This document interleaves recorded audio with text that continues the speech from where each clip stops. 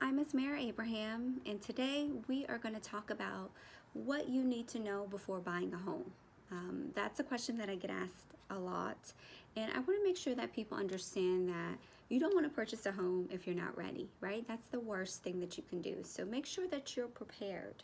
And when I say prepared, some of the things that you kind of want to make sure that you're going over is your finances. Evaluate your finances. Make sure that you have some consistent income coming in. Have some money saved up in case of a financial disaster of some shape or form. Additionally, consider how the housing market is going. Right now it's a great time to purchase in the DC area because there's a lot of growth happening, right? And when I say DC, I just don't mean the city of DC, Northern Virginia, with Amazon coming to Crystal City. That's great opportunity for appreciation in property values, and so you want to purchase soon before it becomes so unaffordable, right? So you got to know timing is everything. I feel like in real estate, you got to know when to capitalize, that is, right? Because people need housing regardless, so it's always a good time. But if you're like really thinking about the long term and you want to make some money, think about see the signs. Like, for example, Baltimore right now is one of those places where, there's tons of foreclosures. It, I think, had like one of the highest number of distressed homes in the nation. So you got to know when to purchase, right? I always say, hey, when things are not as desirable, that's when I go in and say, let me purchase some stuff. To me, that's always an opportunity. In the DC market, I feel like the opportunity still is here because there's tons of additional growth that's supposed to be happening, both in DC, Northern Virginia. So get in while you can, because there is going to be a time when it is going to be really unaffordable for just really the average income person living in the city. Additionally, just make sure that you think about where you're at in your life too. Sometimes people want to purchase, but they know that they're going to be moving, overseas in a year. It's not bad to go ahead and purchase now because you don't want to pay rent, but a lot of times with real estate, it's a long-term investment, right? You need to be in the home long enough to see some appreciation and to hopefully make a little bit of money from the sale of your home. So those are things that you kind of want to factor in before purchasing a home. So, I want you to purchase a home. That's great for me. But at the end of the day, to be quite honest with you, I really care about what goal you're trying to achieve and helping you reach success. So if it means staying put for a bit until you're financially prepared to purchase a home, then I encourage you to do just that. Now, if you do want to purchase a home, there are about 7 steps that I'm going to share with you for buying a house. Step number 1 is save for a down payment. There are a lot of programs right now that assist you with your down payment. So of course, that's great. But there are also additional costs, such as closing costs, that do happen to be one of the costs associated with purchasing a home. So we can always try to negotiate having closing costs paid, but you want to just make sure that you have some money just in case, right? Because you may find the home that you love, but the seller is not willing to pay all of your closing costs. Does that mean that you can't purchase the home? Well, if you have some money saved up, you can use some of that money towards your closing costs, right? And it's always good to get pre-approved. That is usually the very first step. And so you could always reach out to me. I'll refer you to some lenders that I work with. Or you can just shop around yourself as well too, whatever you prefer. But it's really important to make sure that you take that step because you don't know what you can afford, what you'll be approved for and what the payments will be. And so it just makes more sense to know that ahead of time to see A, if that's something you want to get into, and then B, to, when you're shopping around, we kind of have an idea of what price range to stay in. And then it's important to hire a professional like myself, right? You got to have a real estate agent.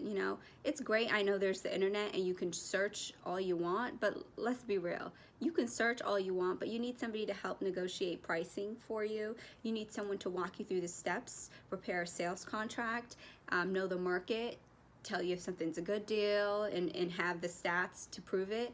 So you need a professional, right? You go to the doctor because even though you can self-diagnose yourself by looking at WebMD, you go to a professional, right? Attorney. I mean, all these things, right? We can always search online, but it makes more sense when we go to the professional who knows what they're doing, who has experience, who can guide us through. Even though it is good to self-educate ourselves to some degree, so we know what we're getting into, we know what to expect, we know what kind of questions to ask. But at the end of the day, you do need a professional on your side to win, okay? So once you've done that, at that point in time, you know how much you can afford, you got a professional on your side, you can start looking at homes, right? So start looking online, find homes that you like. Your agent more than likely will send you homes as well too, and then you'll go look. The one thing I do have to say though, the best advice I can give you is when you see something that you like, don't put off, seeing it till later, or it's Monday and you saw it on Monday, it just came available and I'm gonna wait till Sunday. I mean, if your schedule is like that, then I get it. But if you are open, you need to go see these homes quick, because the ones that are good deals, the ones that are just like, are usually ones that everybody else likes too, and they're jumping on top of them, making offers, and by the time you go and see it, it might already be under contract. So always make sure if you find something that you like, go ahead and put in an offer. And not just put in an offer, I'm sorry, let me backtrack. Go and see it. And if you like it, put in an offer and put your best offer in, because this is going to be your home. So you want a home that you love. This isn't like an investment property that you're about to flip and you have no emotional attachment. If you want this to be your next home, go hard. Give it your best. Of course, you're not going to offer something that's just outrageous, that's and the home's not worth that, but you always want to make sure, if for whatever reason you don't get the they don't accept your offer, you want to feel good about the offer that you put in. You don't want to say, man, I could have really done this, or should have done this, because if it's a multiple offer thing, they may just take the best offer and not even counter, so if you find something that you like, try to go see it immediately, right? B, that's why it's so important to have an agent that's really available for you at all times. Obviously they're going to have to, sometimes if you want to go at 2 a.m., they're going to be like, look, that's not really reasonable, but for the most part, you need somebody that's flexible with and has your best priority in mind. And then C, if you like something, if you love something, go ahead and put in an offer and give it your best.